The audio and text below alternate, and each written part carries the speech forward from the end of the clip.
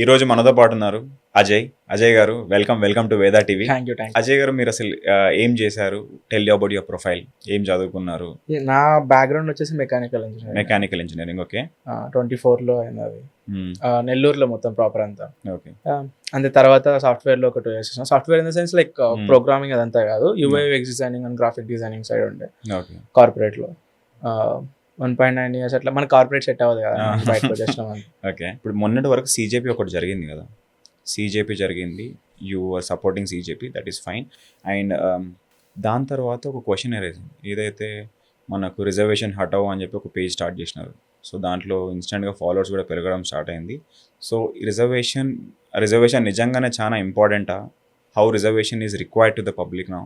So దాని గురించి మీరు చెప్పండి. అంటే రిజర్వేషన్ ఇంపార్టెంట్ అంటే ఇంపార్టెంటే అన్న, ఎందుకంటే ఈ ఇంకా కూడా ఫస్ట్ జనరేషన్ లెర్నర్స్ చాలా మంది ఉన్నారు. ఇప్పుడు మా ఊర్లో చూసుకుంటేనే జెన్ ఆల్ఫా కూడా ఫస్ట్ జనరేషన్ వాళ్ళు ఉన్నారు. అంటే నా ప్యారలల్సే చాలా మంది 10th తర్వాత ఎవరు కంటిన్యూ చేయాలి, అందరు డిస్కంటిన్యూ చేశారు మా ఊరు నుంచి. అట్లా ప్రతి ఒక్క ఊర్లో అట్లా జరుగుతుంది.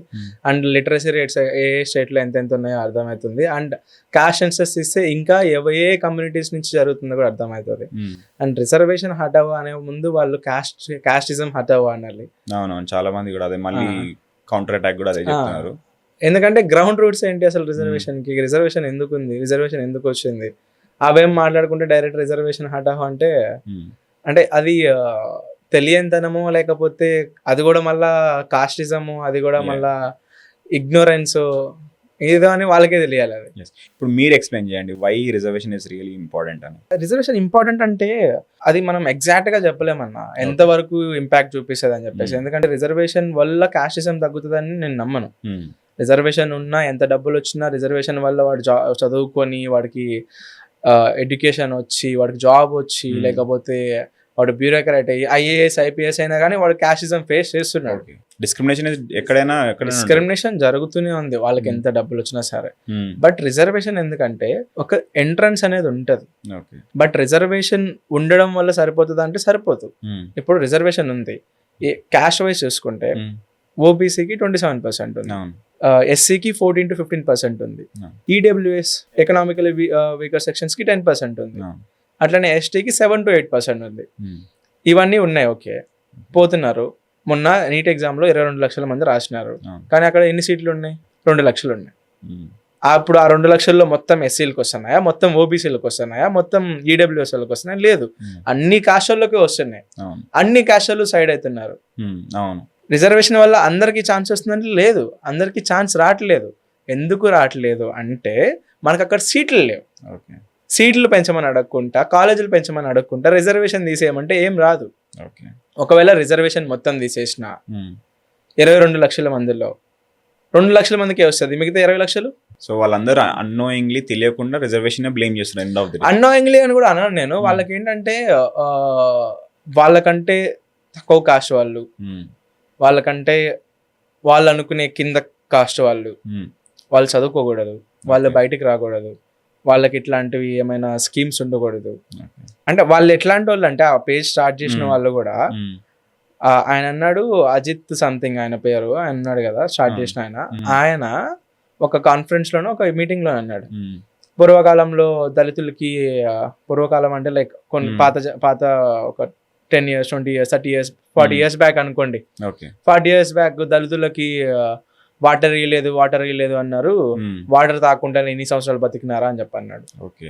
అంటే ప్రూఫ్స్ ఉన్నాయి మనకి, మొత్తం అన్ని దగ్గరలో తెలుస్తుంది డిస్క్రిమినేషన్ జరిగినట్టు.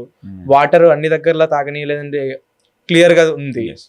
అయినా సరే దాన్ని ఆయన యాక్సెప్ట్ చేయట్లేదు జరిగింది అని చెప్పేసి. అంటే వాళ్ళు అసలు వీళ్ళకి ఏం జరగలేదు, వీళ్ళకి అంతా మంచిగానే జరుగుతుంది, మేమే అన్యాయం అయిపోతున్నాం అని వాళ్ళు క్రియేట్ చేసుకోవాలి. అది వాళ్ళ బాధ. సో ఇప్పుడు వాళ్ళు కొన్ని మీటింగ్స్ కూడా పెట్టినారు ఈ ఏదైతే పేజ్ స్టార్ట్ అయిపోయినాక. సో వాళ్ళది ఏమన్నా ఇంపాక్ట్ క్రియేట్ చేస్తుంది లార్జ్ స్కేల్లో అన్న? ఇప్పుడు ఇండియాలో మాసెస్ ఎవరన్నా, టు బి ఆనెస్ట్, ఎక్కువ పాపులేషన్ ఎవరు? OBC తర్వాత వచ్చి SC ST. వాళ్ళు లేకుండా మూవ్మెంట్లు ఏం రన్ అయితే అన్న? మొన్న CJP మూవ్మెంట్ జరిగింది, దాంట్లో ఎక్కువ పాపులేషన్ ఎవరు? Marginalised communities. అక్కడ జంతర్ మంతర్లో ఎక్కువ షో చేసింది ఎవరు? లైక్ అక్కడ పోయి నిల్చుంది ఎవరు? అంబేద్కర్ నిల్చుకున్నారు అక్కడ. చంద్రశేఖర్ ఆజాద్ వెళ్ళి నిలుచుకున్నాడు అండ్ మిగతా అందరు కూడా నిలుచుకున్నారు. కానీ ఎంతమంది నిలుచుకున్నా ఎక్కువ పాపులేషన్ వైజ్ చూసుకుంటే ఎవరు ఎక్కువ పాపులేషన్ ఉన్నారు? బహుజన్సే కదా, బహుజన్స్ అండ్ దళిత్సే కదా. సో వీళ్ళు ఎంత చేసినా ఇప్పుడు జనరల్ కేటగిరీ వాళ్ళు ఇదంతా చేస్తున్నారు. టు బి ఆనెస్ట్, కుల్లా మాట్లాడుకోవాలంటే ఇప్పుడు ఈ జనరల్ కేటగిరీ వాళ్ళు ఉన్నది 14 to 15%. వీళ్ళలో ఒక 7-8% మొత్తం ప్రివిలేజ్డ్, ఇలీట్, రిచ్. మిగతా ఒక 3-4% అబోవ్ మిడిల్ క్లాస్. మిగతా 3-4%కి వాళ్ళకి ఈడబ్ల్యూఎస్ రిజర్వేషన్ ఉంది. ఇప్పుడు ఆ ఈడబ్ల్యూఎస్ రిజర్వేషన్ గా పోవాలని చెప్పేసి వాళ్ళే వచ్చేసి బయటకు వచ్చి ఫైట్ చేస్తారా? ఆ 5 million, ఆ 10 million, ఎంతంత మిలియన్లు వాళ్ళకు ఉన్నాయో అవంతా తెలియక జస్ట్ ఓకే రిజర్వేషన్ హటావు, మనకు అన్యాయం జరుగుతుంది కదా మనం చేసేద్దాము అన్నట్లు వాళ్ళు వచ్చిన వాళ్ళు. ఆ అన్యాయం వాళ్ళకి రియల్ గా జరుగుతుందా లేదని కూడా వాళ్ళకి తెలియదు. అసలు రిజర్వేషన్ ఎందుకు వచ్చింది, ఎవరెవరికి ఉంది అని కూడా వాళ్ళకి తెలియదు. దాంట్లో ఉన్న 90% మెంబర్కి తెలియదు. జస్ట్ ఏదో మూవ్మెంట్ స్టార్ట్ చేశారు, మనం జాయిన్ అవ్వాలి. అది కాక సిజేపీకి స్టార్ట్ అయిన మూమెంట్ కదా. ఎవరైతే సిజేపీకి అగెయిన్స్ట్ గా ఉన్నారో వాళ్ళంతా దీంట్లో జాయిన్ అయినారు అంతే. వీళ్ళు ఏదో మూవ్మెంట్ చేస్తారు అనేది ఏం లేదు, వీళ్ళకి అంత లేదన్న. ఎవరన్నా వీళ్ళలో వచ్చేసి బయటకు వచ్చి హంగర్ స్ట్రైక్లు చేసి రోడ్ల మీదకి వచ్చి కూర్చునేది వాళ్ళకి అంత లేదు. అండ్ ఇంకో క్వశ్చన్ ఏంటంటే, ఇప్పుడు నువ్వు ఫస్ట్ అన్నట్టు రిజర్వేషన్స్ వల్ల కాస్ట్ డిస్క్రిమినేషన్ మనం తీసేయలేము అని చెప్పి యూ టోల్డ్. సో నేను ఆ పాయింట్ కూడా ఎందుకు మాట్లాడుతున్నా అంటే, రిజర్వేషన్ వస్తుంది, ఒక ఫస్ట్ జనరేషన్ నుంచి సెకండ్ జనరేషన్కి వెళ్తున్నారు some of the people getting in to the governments. So వాళ్ళు కొంచెం సెకండ్ జనరేషన్కి వెళ్ళడం, కానీ మళ్ళీ సేమ్ ఫ్యామిలీ నుంచి రిజర్వేషన్ కూడా తీసుకుంటున్నారు, మళ్ళీ same families. So reservation unprivileged and marginalized కమ్యూనిటీస్కి చేరాలి, ప్రతి హౌస్కి పోవాలంటే ఓన్లీ 50 to 70% వరకు ఇంకా ఎడ్యుకేషన్ కూడా వెళ్ళట్లేదు, టు బి రియలీ ఆనెస్ట్. అంటే తీసుకున్న ఫ్యామిలీసే మళ్ళీ రిజర్వేషన్ కూడా తీసుకుంటున్నాయి. Don't you think it is going in a wrong way? నేను అనుకోవట్లేదు అన్న రాంగ్ వేలో, ఎందుకంటే నేను ఇందాక చెప్పినట్లు సీట్లు లేవు. ఓకే, ఇప్పుడు నేనున్నా అన్న, మా ఇంట్లో పెద్దగా చదువుకోలే. సరే నేను ఇప్పుడు చదువుకొని బ్యూరోక్రాట్ అయిపోయినా, రిజర్వేషన్ యూజ్ చేసే అయినా అనుకోండి, ఫర్ ఎగ్జాంపుల్ ఐఏఎస్ ఐపీఎస్ అయినా, నేను అక్కడికి వెళ్ళి నాకు క్యాస్ట్ డిస్క్రిమినేషన్ ఫేస్ చేయకుండా ఉంటాను? డిస్క్రిమినేషన్ ఖచ్చితంగా ఫేస్ చేస్తా. నా కొడుకు పుడతాడు, వాడు ఫేస్ చేయకుండా ఉంటాడా? వాడు కూడా ఫేస్ చేస్తాడు. అంటే తరతరాలుగా మీరు ఇన్ని సంవత్సరాలు ఇన్ని చేసుకున్న ప్రాబ్లం లేదు, కానీ ఒక దళిత్ మాత్రం ఒక్కడు దాంట్లో సెటిల్ అయితే దాని కిందోడికి రిజర్వేషన్ రాకూడదా? అదేం న్యాయం అన్న?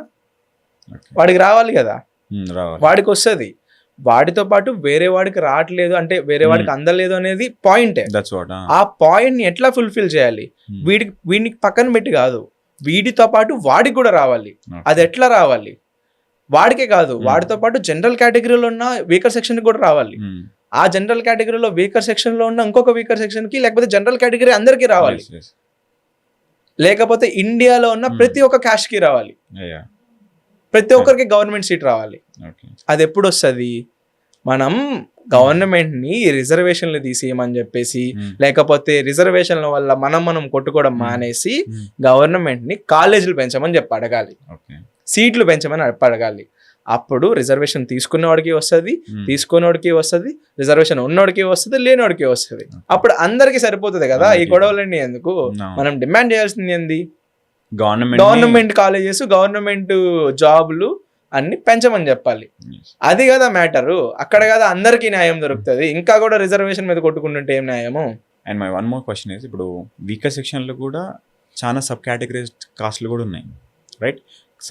సో ఇందులో చాలా వరకు మొన్న ఒక రెవల్యూషన్ చూస్తే, లేదు ఓన్లీ వన్ కాస్ట్ వాళ్ళే రిజర్వేషన్ తీసుకుంటున్నారు, రెస్ట్ ఆఫ్ ద కాస్ట్ మా వరకు ఎడ్యుకేషన్ వస్తలేదు, మా వరకు అవగాహన వస్తలేదు. సో మాకు కూడా అందులో నుంచే పర్సంటేజ్, మాకు మా పాపులేషన్ ఎంత ఉంటే అంత పర్సంటేజ్ రావాలని చెప్పి ఒక టాక్ అయితే వచ్చేసింది. దానికి కూడా మన గవర్నమెంట్ కూడా అప్రూవల్ ఇచ్చింది. సో దాని గురించి మీరేం చెప్తున్నారు? రిప్రజెంట్ ఇప్పుడు ఈ కాస్ట్ బేస్డ్ రిజర్వేషన్ అంతా రిప్రజెంట్ కోసం తీసుకున్నారు, ఈక్వాలిటీ కోసం తీసుకున్నారు, సోషల్ జస్టిస్ కోసం తీసుకున్నారు. ఎప్పుడైతే ఇట్లా గవర్నమెంట్ సీట్లు పెంచట్లేదు, వీళ్ళు గవర్నమెంట్ కాలేజెస్ పెంచట్లేదు, అలాంటప్పుడు అది నిజమే. లైక్ ఆల్రెడీ కొంతమందికి ఓన్లీ కొన్ని వర్గాలకి చేరుతుంది. ఎందుకంటే వాళ్ళకి కొంచెం వీళ్ళకంటే ముందర కొంచెం ప్రివిలేజ్ వచ్చింది. ఎట్లానో లేక మిషనరీస్ ద్వారానో, లేకపోతే వాడి ఫ్యామిలీలో ఎవడో ఒకటి తెలిసిన ద్వారానో, అట్లా వాళ్ళకి త్రూ ఎడ్యుకేషన్ ఓన్లీ అగైన్. మళ్ళా వాడికి కొంచెం వాడికి పుష్ ఉంటుంది కదా మిగతా వాడి అవును. కంటే కూడా, అవును. అప్పుడు వాడు ఈజీగా అందుకోగలుగుతాడు దాన్ని. ఎస్. వీడు అందుకోలేడు. అలాంటి సమయాల్లో మనం వీళ్ళకి ఛాన్స్ ఇవ్వాలి. అది ఎట్లా ఇవ్వాలంటే అక్కడ క్రీమీ లేయర్ పెట్టో లేకపోతే సపరేట్ చేసో కాదు, బట్ విత్ ఇన్ ఎస్సీ ఎస్టీలోనే ఇప్పుడు విత్ ఇన్ ఎస్సీ రిజర్వేషన్ ఉందా, అవును. ఎంత ఉంది, 15% 14% రిజర్వేషన్ ఉంది. ఉంది. ఆ రిజర్వేషన్ లోనే ఎవరైతే ఎక్కువ బ్యాక్వర్డ్ ఉన్నారో వాళ్ళని కన్సిడర్ చేసుకొని ఫస్ట్ వాడికి అవకాశం ఇవ్వాలి, ఓకే. దెన్ నెక్స్ట్ వాడికి అవకాశం ఇవ్వాలి. ఒకవేళ అదే ఫ్యామిలీలో ఎవరైనా రిసీవ్ చేసుకొని ఉంటే ఆల్రెడీ, ఆర్ఎల్స్ వాళ్ళు ప్రివిలేజ్ అయ్యి ఉంటే, వాళ్ళు second generation third generation educators అయ్యి ఉంటే, వాళ్ళకి కొంచెం వెనకాల పెట్టి వీడికి ముందు ఇవ్వాలి, అండ్ దెన్ తర్వాత వీడికి ఇవ్వాలి. అంతేగాని వీడిని పక్కన పెట్టేయకూడదు కంప్లీట్ గా. ఓకే. అప్పుడు కొంచెం జస్టిఫికేషన్ జరుగుతుంది. అండ్ ఈ కన్ఫ్యూజన్స్ అన్ని ఎందుకు అనుకునే దానికంటే మనం గవర్నమెంట్ కాలేజ్ ఎక్కువ అడగచ్చు, ఓకే. అప్పుడు అందరికీ వస్తుంది కదా.